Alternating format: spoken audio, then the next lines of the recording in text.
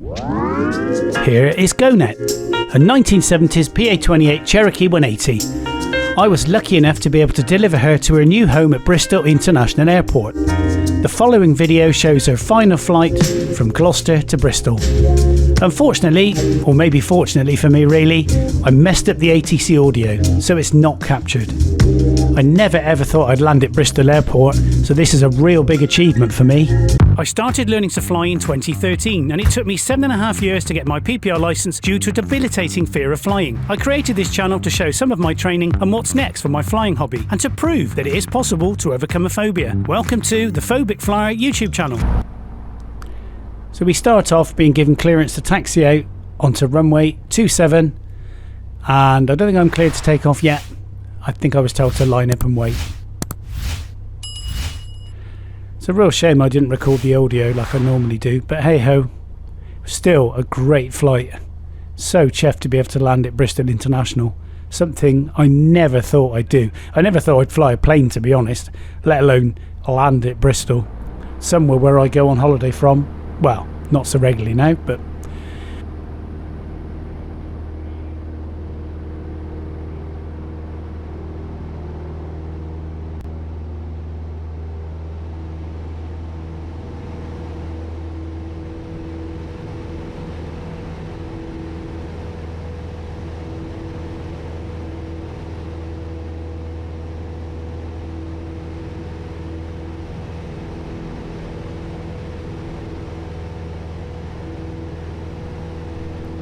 Brickhampton Golf Course there. You have to fly over that because of the noise abatement in the surrounding area. What a beautiful day. The wind was about 8 knots, bit of a crosswind at Gloucester, and definitely a crosswind when I came into land at Bristol.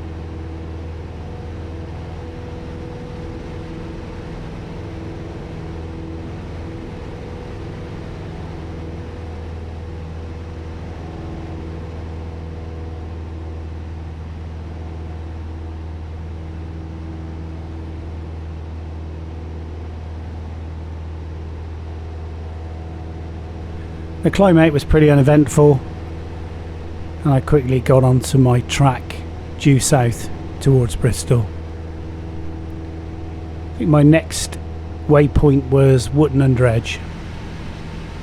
Now I was really surprised how quick Wootton Under Edge sort of crept up on me, so I decided to do a rate 1 turn and do a nice little 360 just to get myself together.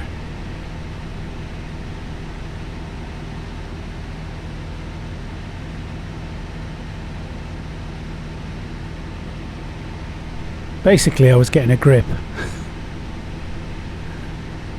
Get a grip, Clarky, get a grip.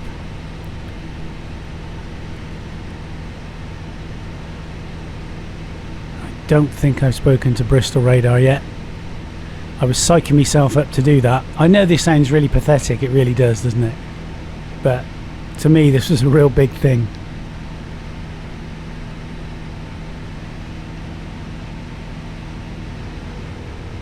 So I've just given my position to Bristol Radar, told them who I was, where I'm going, where I'm from. They had my information, and they told me to track towards Clifton Suspension Bridge, which I know very well from the ground. And for one small moment I did have a little panic because I couldn't see Clifton Suspension Bridge. I think I even used Google Maps at one point, and then I realised, of course, Sky Demon. I clicked on Sky Demon and I tracked then towards Clifton. All good. You can see what remains of the Filton airfield just in the middle of the picture there, just to the top right, where Concorde 002 took off on the 9th of April 1969 and Alpha Foxtrot landed on the 26th of November 2003, and I did see both of those flights. I don't remember much about the first one because I was only a little toddler. But the last one, I remember they closed the A38 and we all came down from Orange and walked up the road and watched it land with a Spitfire. Fantastic. Shame that the airfield is... you can still see the runway actually, can't you, there? Just the remnants of it, but there's a lot of houses either side. You won't want to land there now. I think at this point I'd still been informed not to enter controlled airspace, so I'm pretty sure that was up to 4,000 feet, but I did remember someone told me to come down to 1,700, because then when you do enter the controlled airspace you're all nicely set up already.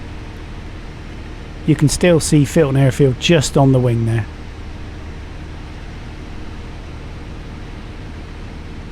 So I think I'm about 10 minutes out now, still tracking towards Clifton Suspension Bridge. Now I know where it is. A little bit bumpy. I think it was quite warm that day as well, so a lot of heat coming up off those houses I expect as I fly over Filton.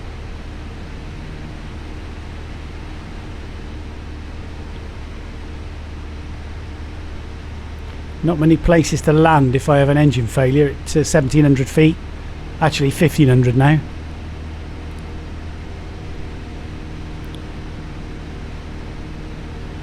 You can just see the River Avon there in the middle of the screen to the right. And we'll see the famous landmark in a minute, the Clifton Suspension Bridge, which I'm meant to be tracking to, slightly to the right of. I was conscious there that I was descending down a bit more, so just a bit more power to keep me a little bit higher. You can see the Avon there quite clearly. Nice muddy colour.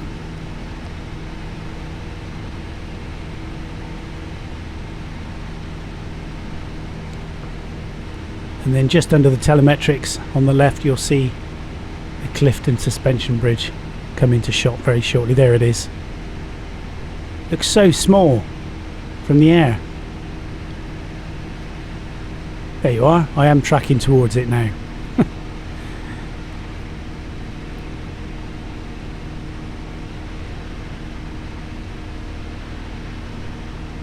Pretty sure at this point I let him know I was at the Clifton Suspension Bridge and I was told to switch to tower. This is all from memory, and I'm pretty sure he told me to enter controlled airspace and to report when right base. Yeah, I'm talking to him now, look. I can see the airfield on the right.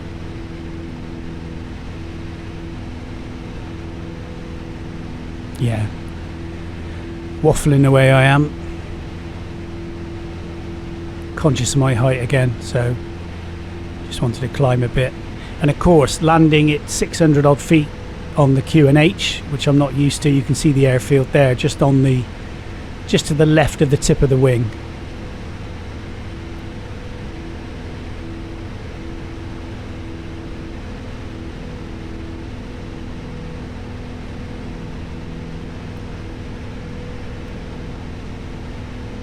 At this point I was listening to a Ryanair guy, just getting some clearance, and I think it really hit me then. I was landing at Bristol.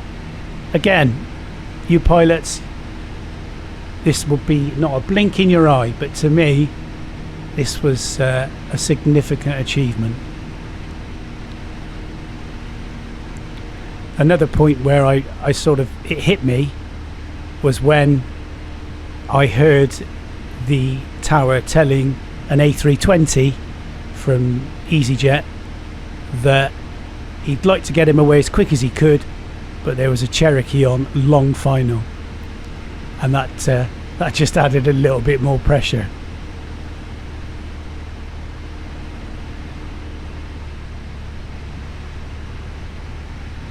I am glad the Pappies were switched on.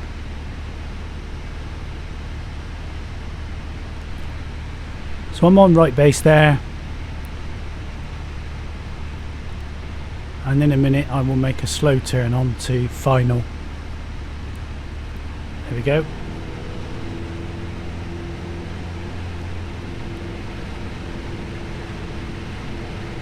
The runway elevation is around 600 odd feet at the threshold from memory, and that did play with my sort of perception of how high I was and everything else, and loads more excuses. I'm sure I can come up with loads. I think I've got a whole book of them actually.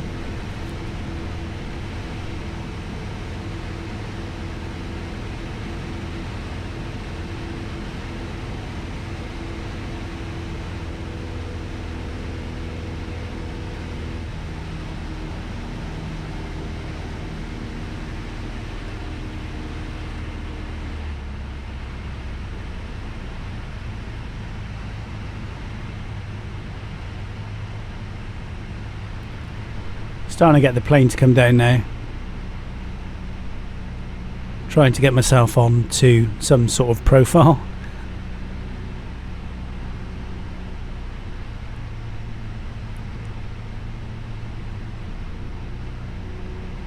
Something else I never thought I'd hear as well, and again, seasoned pilots will be thinking, what's he on about? Shut up, Clarky.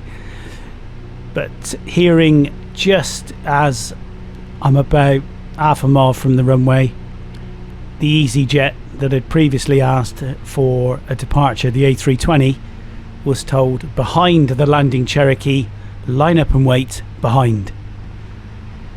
And I just thought, that's cool. And in fact, when I'm taxiing, you can see him take off in the right camera as well. I thought that was quite cool. Of course, you guys who fly out of big airports all the time, this is nothing. I know, nothing at all. That runway is surprisingly big, and in fact, another thing I did was I started to round out too high because it's such a big runway. I have landed at Cardiff a couple of times as well. I did my QXC on to Cardiff, and that's a really nice airport, quieter than Bristol, I thought anyway.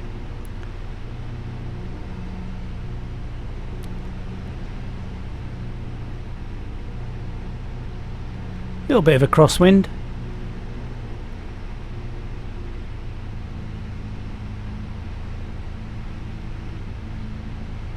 So my airspeed is not far off my ground speed, give or take 5 knots. There's that A320. You wait there, mate. You wait your turn.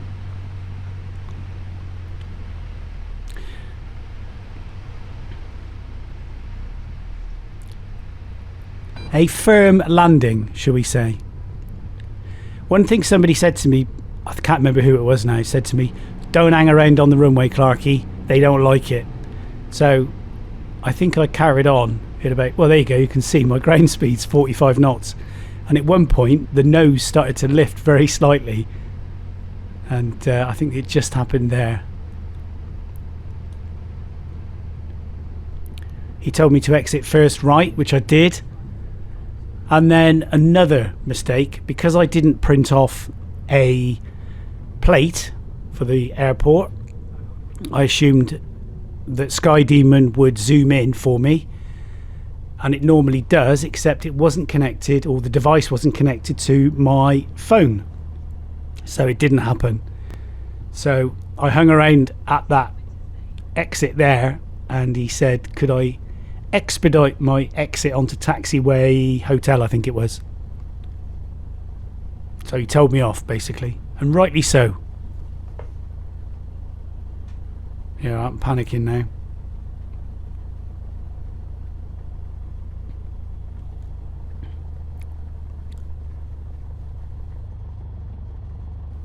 I suppose I'm still on the runway, so I can understand him wanting to get me off there rather quick.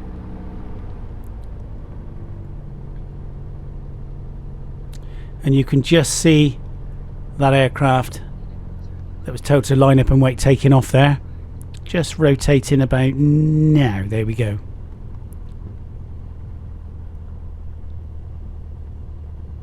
For me, this is a real cool experience, and I was pretty blown away, to be fair. 8 years ago, I still had my flight phobia, even though I was learning to fly. That's crazy, I know. You just give me a clearance there. Just hear me reading it back. It's taxi. Cross runway 27 via Hotel X-Ray, was it? And you'll hear me give it a bit of boost, because I don't want to hang around on that runway while I'm crossing it.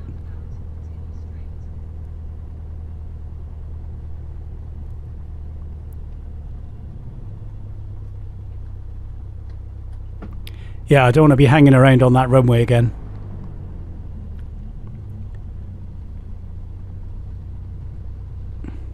To be fair, it was a pretty uneventful flight from a major mess-up point of view, which is always a good thing.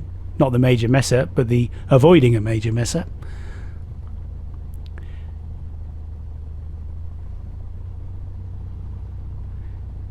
Now the place we were delivering it to, one of the flight instructors very kindly came out and started to marshal for me.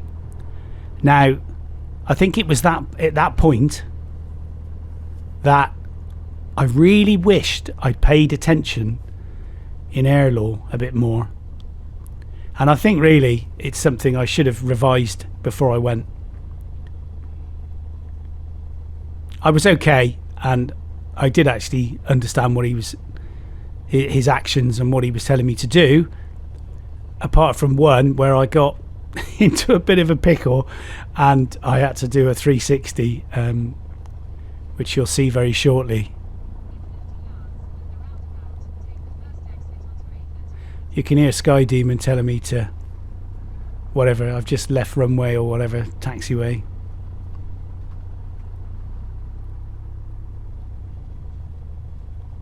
Of course they bought this aircraft as well off us, so I wanted to make sure I didn't do anything with it that they'd think, oh, look at this idiot.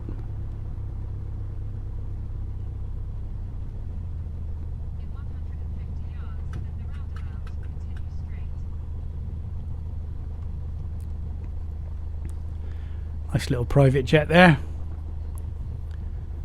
and a bigger one over there.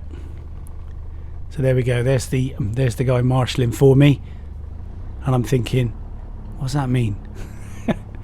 I know it's bad. When I go to Cardiff next, because I do want to go to another big airport, I'm just going to do a bit of revision of marshalling just in case. I don't think they marshal you there, but there we go. You can just see now I'm like, I'll go red. Yeah.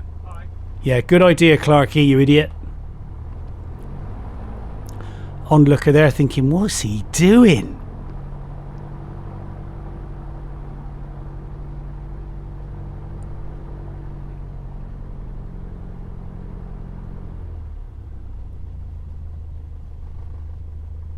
Just going to do the shutdown checks now, and then I should be getting out of Echo Tango for the very last time.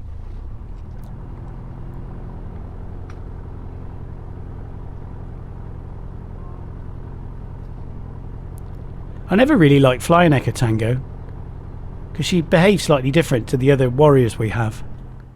There she is. Nice looking plane. Really nice setup they've got here at Bristol. Nice clubhouse. Nice little restaurant. Seating area outside as well. Lots of plane spotters there I saw. A couple of flight crew from Jet 2 I think. Really, really good setup.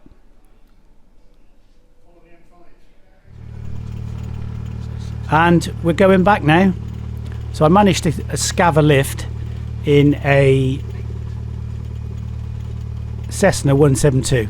I had to think then. So we're now just on the takeoff roll. It felt quite cramped in the back of this, and it made me feel claustrophobic with the wings being overhead. I've never flown in a high wing aircraft before, but one of the cool things is it's got a window at the back, and that just allows you to do some pretty cool videoing of the runway as we take off, which I think we go on to now.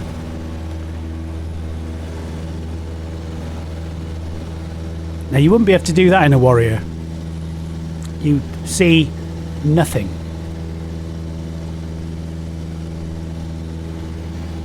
Actually, Echo Tango was a Cherokee, not a Warrior. The old Hersheybar wings. She had the Hamble conversion as well, so she had overhead windows, like the eyebrow windows, which was quite cool. And there's Bristol, Lolsgate, from afar as we get into the climate back to Gloucester.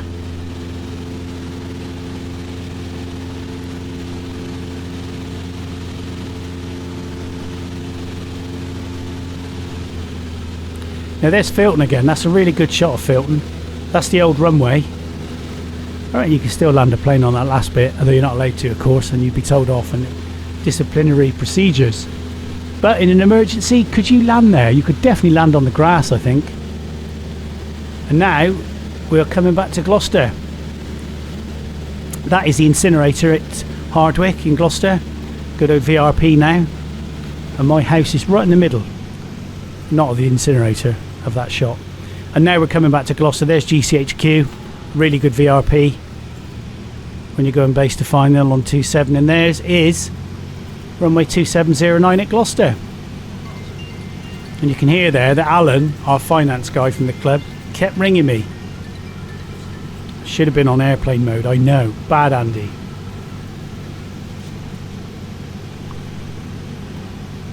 There's the A40 Golden Valley Bypass. And that really concludes the video. So thanks for watching. Give me your comments, bad or good. See you soon, guys.